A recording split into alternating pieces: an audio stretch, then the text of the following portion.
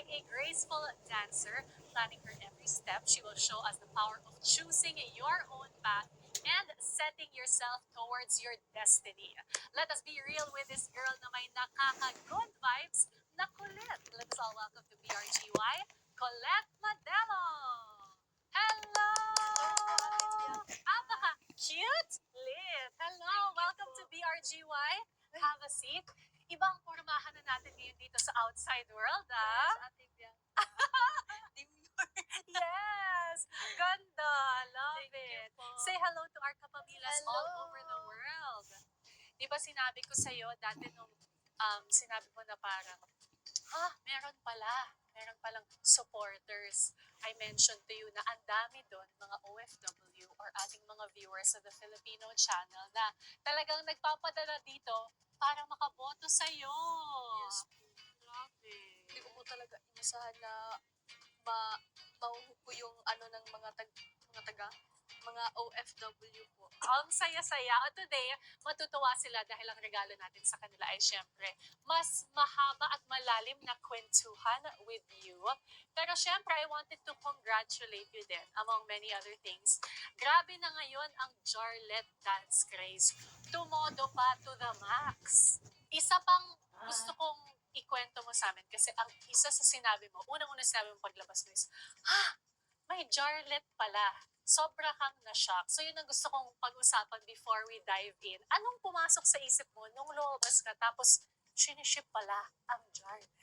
So parang nagulat din kasi may iba't ibang ship na naganap. Mga JMlet, mga Jarfiang, mga ganon, mga JM Fiang, mga Justy. Hala, ang dami. So parang na-shock po talaga ako. And dito nga sa BRGY, gusto namin mas makilala ka ng iyong mga taga-suporta through your different talents. Napaka-multi-talented ng isang Colette Madelo Thank you na po. discover natin sa loob ng bahay ni Kuya. So ngayon, ang ating pagkukwentuhan, magbibigay ako sa iyo ng ilang mga words, tapos gagawin mo lang ng konting dance move. Konting dance move yung word na yon. Tapos, magkakwentuhan natin. Sige po. Game. Okay. First word, racket. Kung gagawin mong dance move, ang racket, anong dance move yon? Yung parang mag-ano ka ng mga kung anong meron ka para magkatrabaho. Yan. At yan mismo ang ginawa ni Colette, di ba? Dahil nga ikaw ang ma-cute-lit na racketera o iba't ibang mga racket ang pinasok mo para nga syempre makatulong sa family. At isa dyan ay pagiging student assistant. Yes po. Anong ginagawa ng isang student assistant at bakit yun ang pinasok? Ang ginagawa po ng student assistant po, Ate Bianca, parang, wala bang, from the word itself, assistant po. Nag-a-assist po sa mga professor, sa professor po na kung may ipapagawa siya, syempre gagawin. Pero maliban doon, ikaw din ay nag-wait ng tables? Is this wait staff sa restaurant ba ito or sa ito?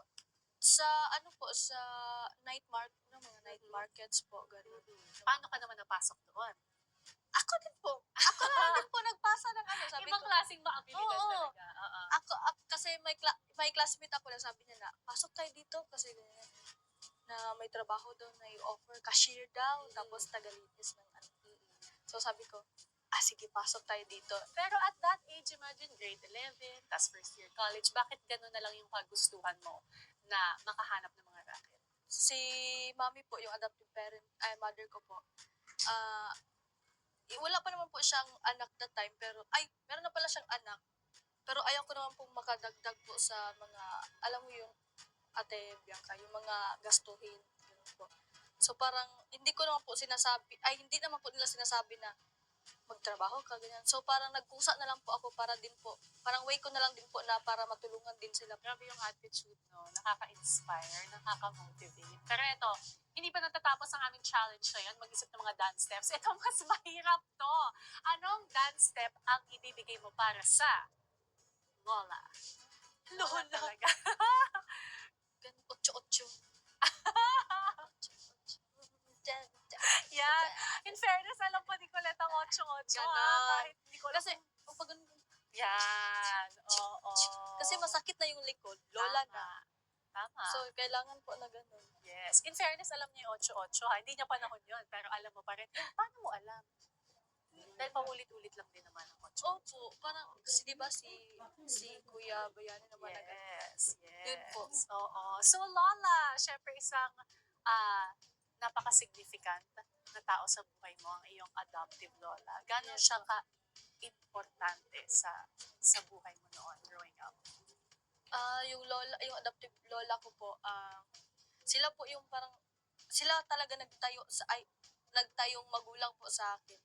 So parang sila po ang kuha doon, sila nag-alaga, sila talaga yung yung parang nagmahal sa akin. Ganun. Ano masasabi mong nakuha naman mo ugali kay Lola B? Dapat walang kalat. Ay, kuhan ka dyan, maglinis ka dyan. Parang ganun po. Maganon siya. Kaya parang nadala ko po siya hanggang ngayon na dapat kung kahit pagod ako galing sa sa trabaho sa school dati sa boarding house, linis talaga ako. Yan, nakuha ni Colette kay Lola. Okay, meron tayong last na papagawa ng dance step. Ito mas madali na to. Kung gagawan mo ng dance step ang salitang kiti-kiti. Yan. Anong dance step yun? Meron akong dance step niyan doon sa loob ng bahay ni Kuya. Ano yung dance step na yun? Ganito lang yun. Dapat with may facial expression siya. Okay. So parang Ay. ganon. Grabe! Ganon po ang level! Amazing! Ganon po ang kitikiti. Kiti-kiti. Yan. Opo, Yan yun. ang susunod na magiging dance challenge. The kiti-kiti dance challenge. I Ganon. love it. Parang binudbud. Oh, di ba game na game si Colette? Panalo. In fairness. Yan. Ikaw nga ay ma-cute lit ang naging tag. At medyo may pagkakiti-kiti din. May sa pagkakiti-kiti loob talaga, ng Ate bahay. Na parang kung makita ka nga ng tao without knowing your backstory, hindi nila aakalain na ang dami mong pinagdaanan growing up. Di ba? You mentioned nga your family, growing up with an adoptive family, etc. etc. Sa tingin mo yung pagiging masayahin mo, magiging medyo kiti-kiti, may kinalaman doon? Yes po. Kasi parang nag lumaki po ako na parang sa paligid ko sinasabihan po ako ng ampon, ganun. So parang ayoko pong ilabas yun sa ibang tao na nakakakilala sa akin o nakakita sa akin na dapat tahimik ka, sad ka, kasi ganyan ang nangyayari sa buhay mo.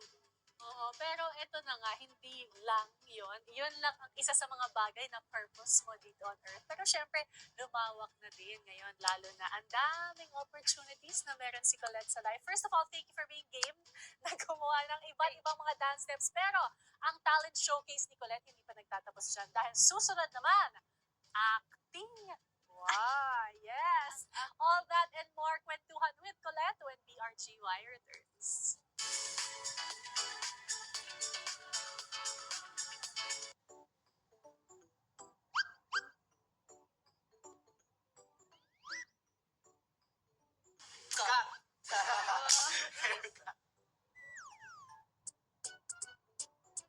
Blue.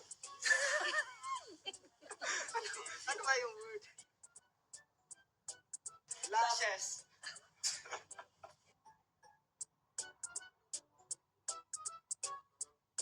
Doll room. Store.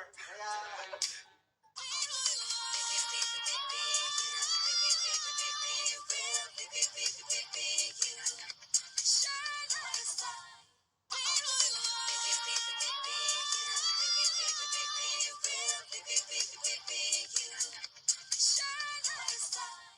Welcome back. You're still with me, Bianca Gonzalez, and let's continue to be real with Colette of PBB Gen 11. Yahoo!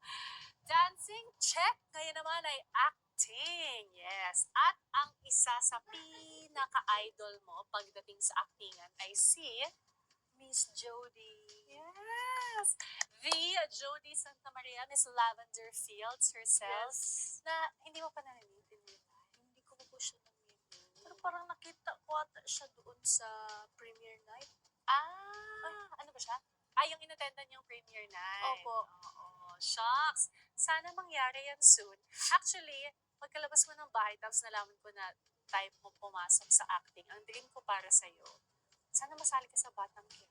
Ay, If ever ba, may ganung opportunity. ay opo, kukunin ko po kaagad. Kahit ano pa yan, kahit Anong klaseng role? Kung sakasakali si Direk Coco, mapunta to sa kanya, anong klaseng role ang gusto mo? Sa Batang Quiapo? feeling ko siguro yung sa mga, anong tawag din, yung mga sindikato. Ay, so medyo kontrabida side. kontrabida. Ay, so doon ka kay kay David, ganon. Kay McCoy. Oo. Direct ako, ayan ako. Ay! So magsisimula ka naman ng mga workshops din soon kasama Yes. ng iyong mga batchmates. Yes po. Exciting. Pero sisimulan natin ang workshop na yan dito mismo. Wow! Sa BRGY. Dahil si Jody nga ang favorite mo sa dinami-dami niyang proyekto, ang daming tumatak na linya. Isa dyan ay ang papunta pa lang tayo sa exciting part. Yes, from Broken Marriage Vow. Pero with a twist, kailangan mo i-deliver ang linya na yan with different emotions base sa mga emoji na hawak ko. Are you ready? Sige, go. Ready, Ate Bianca. Okay. Colette, sabihin mo ang papunta pa lang tayo sa exciting part at ang emosyon ay... Punta pa lang tayo sa exciting part. Ay, galing. Correct. Hindi tayo TV patrol acting, doon lang sa kalma. Fairness. So, speaking of takot, isa daw sa mga fears mo ay public speaking. Totoo ba yun? Yes po. Paano yan ngayon? Ang dami mong mga guesting, mga invitations. Confident? Confident lang po talaga ang dala ko po ngayon. Kasi, eto po yung totoong kulit. Nilalabas ko lang po siya pag nasa public po ako. Pero pag sabihin po natin na serious na public speaking, nga. Pero ngayon na ang dami na ng guesting, mga invitation, isa-isa, paano mo na-overcome yung fear na yon? Ano lang po, nilalabas ko lang po si si Colette, na ganito magsalita, ma-smile. Kayang-kaya. Okay, next emotion. Sabihin mo ang linyang papunta pa lang tayo sa exciting part ng medyo shocked. Punta po tayo sa exciting part. Iba din. Diba? Iba din yung atake. Fairness, ha? Ay, sorry po. Talagang promising. Speaking of shock or surprise, marami kang mga bagong talent na na-discover sa Yes iyong po. stay sa bahay ni Kuya. Ano-ano yung mga yon? Pagsusulat ng kanta, tsaka yung pagsayaw po talaga. Kasi never naman po talaga ako nagsayaw sa sa outside. Sa school? Sa school. Hindi. Never po ako nagsayaw kasi pag nagsayaw nga ako ng TikTok, sayaw-sayaw ako doon. Sabi pa ng ko, sumasayaw din, ang tigas ng katawan mo. So parang, ay, tama, sige, kanta na lang ako. So parang, ginawa ko na lang po siyang secret talent. Ay, secret talent, hidden Oo. talent. Oo. Ginawa ko na lang po siyang hidden talent kasi wala pong nakakaalam na ganun po akong sumayaw. Hindi ko nakuha at all na matigas ang katawan mo. And going back nga sa simula ng ating pag-uusap, Jarlet, that's craze. Diba? Choreographer na din. Hindi lang nagsasayaw. Nakakatuwa Opo. syempre na ma-discover ng lahat ng mga ito tungkol sa'yo, di ba? Okay, meron tayong last acting piece for Colette. Ito naman. Papunta pa lang tayo sa exciting part. Pero, masaya! Papunta pa lang pala tayo sa exciting part. Ay! Oo. Diba? Alam mo, galing! Thank you po, Ate I have to Bianca. say, yung mga atake niya parang hindi mo inakala pero pasok sa emosyon. May future ka. Wow! Thank you love po. it. Yun nga, happy. Speaking of happy, napakaraming nakakapagpasaya na bagay ang nangyari sa'yo ever since lumabas ka ng bahay ni Kuya as third big placer, syempre. Pero saan doon ka pinaka na happy? Marami talagang sumusuporta sa akin na hindi ko talaga inakala. Kasi sa loob ng bahay ni Kuya, sige, parang lang po ako, parang natural lang po talaga na para, okay, galaw lang ako dito, galaw ako ganyan. Kasi nakikita po yung mga kasama ko sa loob ng bahay ni Kuya, ay, madami mga supporters to mga taong to So parang, okay lang kahit walang sumusuporta. Sumusuporta po sa akin, okay lang ako dito. So at least nakapasok ako dito. So parang wala talaga akong kaalam-alam sa sa labas, Ate Bianca, na parang go with the flow lang ako sa loob, kung anong mga nagaganap sa loob. Doon lang po talaga ako nag-focus. So doon po talaga ako na-shock talaga sa kanila. Super nakaka-happy talaga. And gusto ko ngang tanungin din kung ano yung feeling ng lumipat ka paalis ng Jensen na Colette the student, normal girl living a normal life. Tapos pagbalik mo ito, after mo lumabas ng PB House, grabe ang suporta ng Jensen sa'yo. Surreal ba yung feeling? Super Ate Bianca. Hindi pa ako makapaniwala. Sabi ko, actually, Ate Bianca, hanggang ngayon, hindi pa rin ako makapaniwala. Nakita niyo yung may kumalat na video sa TikTok na patakbo-takbo lang ako sa labas. Sabi ko, feeling ko kasi na parang ano lang, wala lang, simple lang pa din. Tapos may nag-comment na, uy, alalahanin mo, Colette, hindi ka na ordinaryong tao.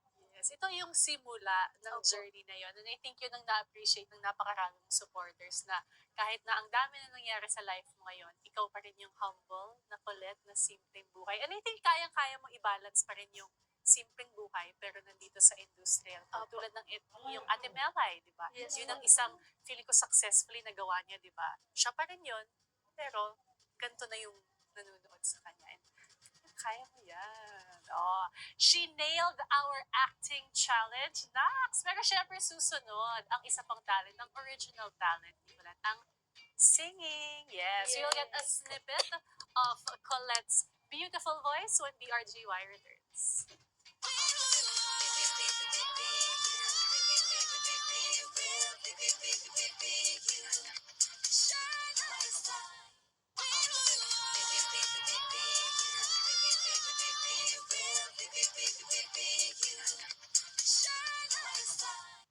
Hello, BFAM! We are back here with Colette Madelo of PBB Gen 11. And bago natin marinig ang beautiful singing voice ni Colette, syempre chikahan, more chikahan pa about the life in the outside world.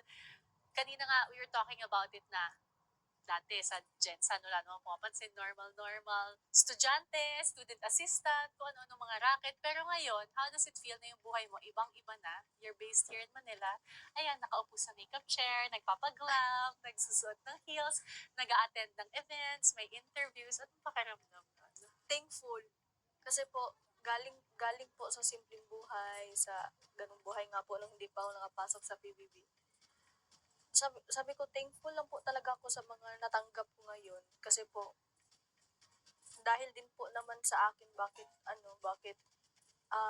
nakapunta po ako dito kasi sa pagsisikap ko din na gusto ko din mabago ang buhay namin, buhay ko, ganun po. And speaking of dreams or original dreams, nung nasa school ka pala, ang vocational course mo ay sa marine, sa underwater. Opo. Actually po, aquaculture. Aquaculture. Culture ng mga, ng mga isda. Nung Para mag-breed. nag-decide ka i-take mo yun, ano yung dream mo nun? Gusto ko po talagang mag-PE. Teacher. Ganun po. PE teacher. Pero hindi connected dun sa vocational course. Hindi po.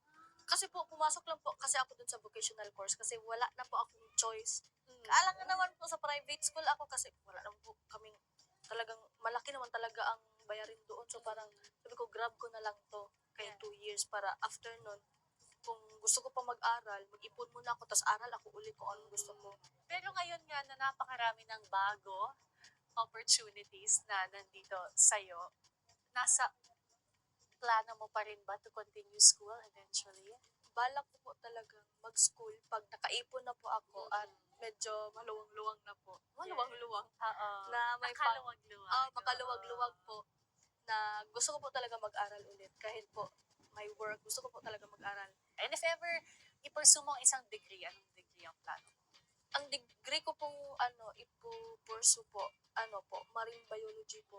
Ganun pa rin. Biology, Yun pa opo. rin ang Opo. course na gusto mo, kahit na medyo nasa entertainment world. Opo. Kasi po, gusto ko po talagang matur, ang discover ang underwater po talaga. Ito na nga, madaming gustong gawin si Colette in the future. You're open to acting, you're open to sing, you're open to dancing.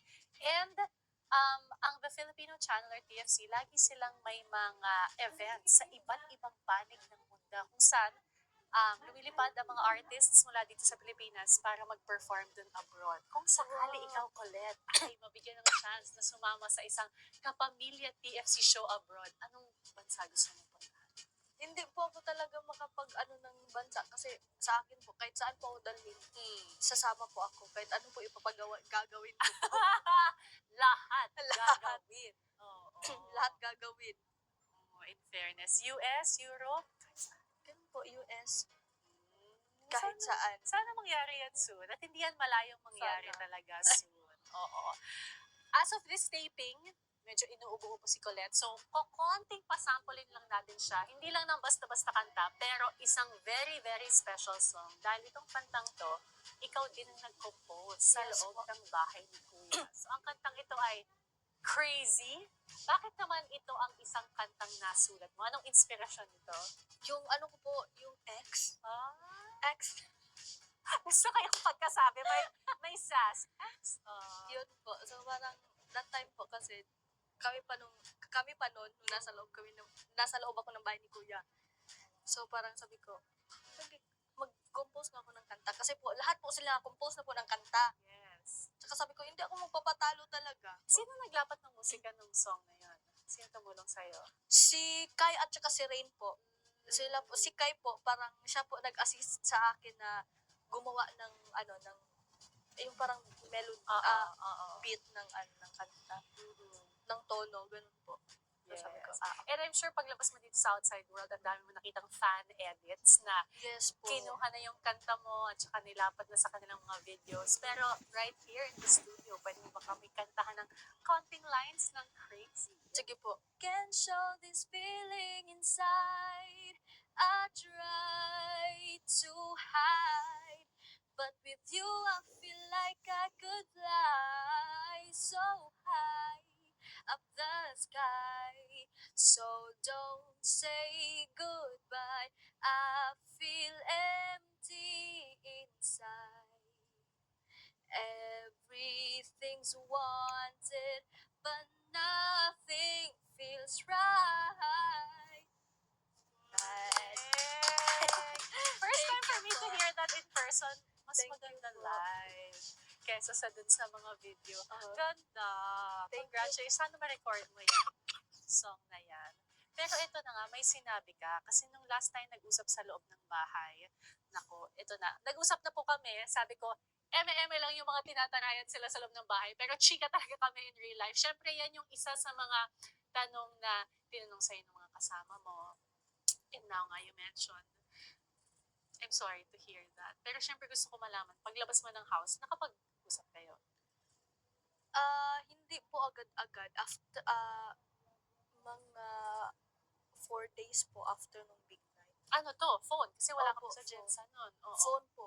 Mm. Chinat ko siya na may nakita ko na may mga na comment na kuan na ay walay na daw kami ganyan. So may kumalat din ng mga pictures na yun po post niya po sa social media na ganun.